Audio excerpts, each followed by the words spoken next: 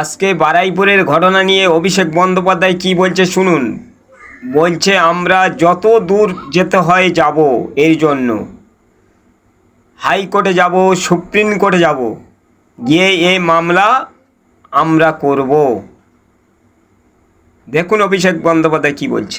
যত দূর যেতে হয় আমরা যাব, এর জন্য যত দূর যেতে হয় আমরা যাব। ভিডিও কলিং কথা বলছে, শুনুন জনগণরা। আমার যতটুকু আমি নিজে হাইকোর্ট সুপ্রিম কোর্টের বিচার পাওয়ার জন্য যত বড় আইনজীবী লাগানোর দরকার আমরা লাগাবো। তোমরা এই নিয়ে চিন্তা করো না, কেমন?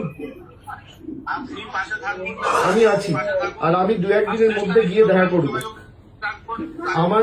আমার নাম্বারটা আমি দিয়ে দিচ্ছি, আমার সাথে সবসময় যোগাযোগে থাকবে। হ্যাঁ, আমার সাথে সবসময় যোগাযোগে থাকবে।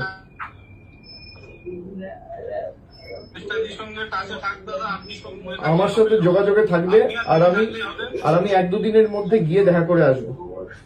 তোমরা শক্ত থাকো, ঠিক আছে? কোনো চিন্তা করবে না। না না, এসব পরে হবে, এসব পরে হবে। আগে আমাদের বিচারের জন্য লড়তে হবে। দেখো, আমরা অপরাজিতা বিল নিয়ে এসেছিলাম। আমাদের সরকার যখন আরজি করের ঘটনাটা ঘটলো 2024 সালের 9ই আগস্ট, আমরা সেপ্টেম্বর মাসে অপরাজিতা বিল এনেছিলাম। আজকে প্রায় নেই করে 2 বছর হতে চললো সেই বিল, কিন্তু এখনো পর্যন্ত গভর্নর পাঠিয়েছে রাষ্ট্রপতির কাছে, প্রেসিডেন্ট এখনো ক্লিয়ার করেনি।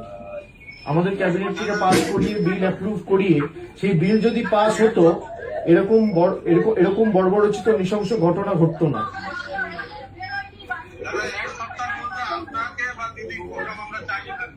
না না, আমি যাব। তুমি পরিবারকে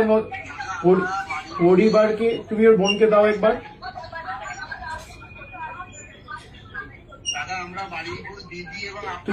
তুমি ওই ঠিক আছে, তুমি ওর বোনকে দাও একবার, ওর বোনকে দাও।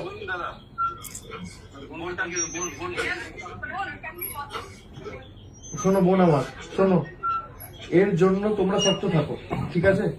আমি 2-1 দিনের মধ্যে যাব।